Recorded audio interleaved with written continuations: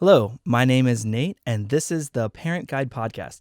This is an outlet where I interview parents on a wide range of topics and in the context of all different age groups. On today's podcast, we will be discussing positive discipline, otherwise known as positive parenting, a style of discipline that emphasizes on encouraging good behavior rather than punishing bad behavior. This particular style derives from the philosophy that there are not bad children, just good and bad behaviors. Our guest today, Kim, who is a mom of two, uses this technique of display very effectively, and she's here to tell her story. Welcome to the podcast, Kim. Thanks for having me, Nate. Now, Kim is one of my coworkers, and your kids, let me just say, are adorable. I think everyone agrees they're very well. Not only are they well behaved, they're just, cute and They fun. are. So you Can't have deny that. So you have two boys. I have two boys. They are 5 and 7. And tell me what do they like to do? What are their hobbies? What are their hobbies? They are polar opposites. So Jack is a keep to himself, quiet, I'm going to go read, whereas Owen is in your face. I'm going to be hyper and climb all over you all the time. Do you think that's reflective of you and your husband? Like one is more Dan and one is more you? Or do you think it's... Probably. I am much more the reader, and Dan's the one that... No, I'm joking. I was going to say... I'm joking. That's it's literally the opposite of what I thought. Owen is definitely me. That's for sure. And every which way, he was even born on my birthday. So that's interesting there. But yeah. So I read off the definition, like the book dictionary definition of what positive parenting is. You refer to it as positive parenting because you said that you don't really use discipline in like the sense that other parents do. So tell me a little bit about how you institute positive parenting with your kids. Well, I think it just started from when they were babies and learning about their development and where they are at in their, I guess, brain development. And just knowing that they are not aware of the things that we are aware of, and in our eyes, is like to punish them for having a bad day or, misbehaving. It's figuring out the cause of why they are behaving instead of just looking at it from a surface level of like, oh my God, they drew on the walls or whatever. Like they are, typically there is a reason they are asking for attention. They are overtired, and it's not, I don't want them to ever feel like being overtired is not okay or having big emotions is not okay, because of course with children, especially since they do not have that brain development that we do, they are going to act out at times because their emotions are too big. Sure. It's basically like my wife and I, we used to, I'll describe them as our nieces and nephews because that's basically what our relationship to them is. And one of the girls, our nieces, like when she was very young, she was very dramatic. She was very, emotional. But really, I mean, the reason that she's acting like this is because she did not have the capabilities to express with words how she was feeling. Exactly. So, like, the only way for her to be like, I'm upset and this is wrong, is for her to flop on the ground, rather than being like, whereas we're adults, like we can articulate our feelings, I mean, we can show emotion. There's nothing wrong with showing emotion, but like, we can articulate with words, whereas kids at a young age do not have that ability. Like you said, the brain development is just not there yet. So, yeah.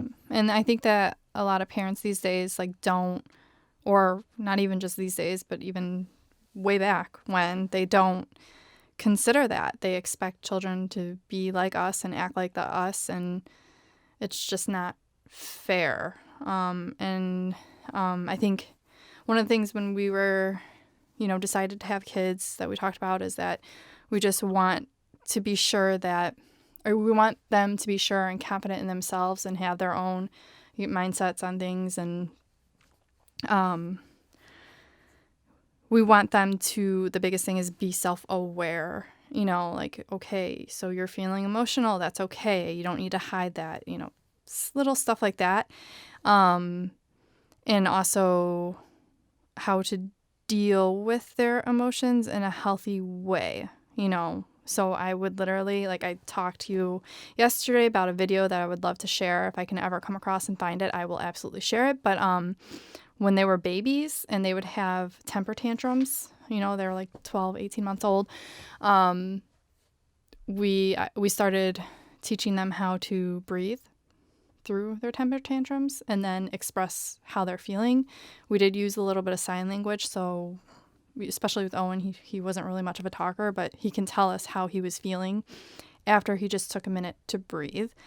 And we started at such a young age that even now, if there's like an issue, they will stop, they will breathe, and then they will talk to us about it. Wow, that is so It cool. is crazy how well that worked. That's insane. That is like, I'm taking notes as you're saying this because, and that's also something that like adults need to do as well. Yeah. Like that's like not even like just a kid thing. Like we need self-control. We need to like collect ourselves because we're always in the heat of the moment. Like that's crazy. Now, I don't know if you touched on this earlier when you were first describing it.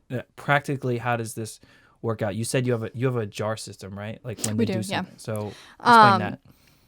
So we focus on positive behavior rather than negative behavior. So we reward the positive behavior, and any negative behavior we just talk about. We don't hit our kids. We don't spank our kids. Right. We don't. We don't feel the need or feel that is even a right way to go about things. But so they have two jars. One's labeled Jack, one's labeled Owen, and there's certain lines. And they fill these jars up with beads. So whether or not they do, like they help each other out with something, or they make their bed in the morning, or they just are being like extremely good, they are allowed to choose their own bead to put it into their jar. And I think this gives them a sense of control, like being able to pick out whatever color that they want. So I think it adds to like the fun aspect of it. But once it hits a line, they are then allowed to, I think their lines are set up for extra screen time or extra like video games or something like that. And of course that's encouraging them to behave well. It's weird because we're in a situation where we are so blessed that our kids are so well behaved. Yeah. I mean, don't get me wrong, like we have our moments, but that it's just working rather well. So I have a quote here. It says, psychiatrist Alvin Rosenfeld and co-author of The Overscheduled Child says, many parents think of discipline as a way to correct their child's bad behavior, often by using punishment. The debate becomes what sort of punishment works best. Instead, parents should ask themselves, how do I raise a child who will become an adult that I'll admire and respect? That's the goal of discipline. Do you agree with this quote? Yeah, why or why not? Yeah, I agree that, you got to look at the full picture. Like, this child is going to be an adult one day, and that's essentially what you're training from. It's easier to build a child up than, correct an adult. So, like you mentioned earlier, obviously we have our moments. It's not always going to be like rainbows and butterflies. Yeah. Like what, using this method or just, in relation to this style of parenting, what issues and challenges do you run into? Yeah, I think the biggest challenge comes from ourselves. So as parents, and it's not necessarily our kid behaving, out of context.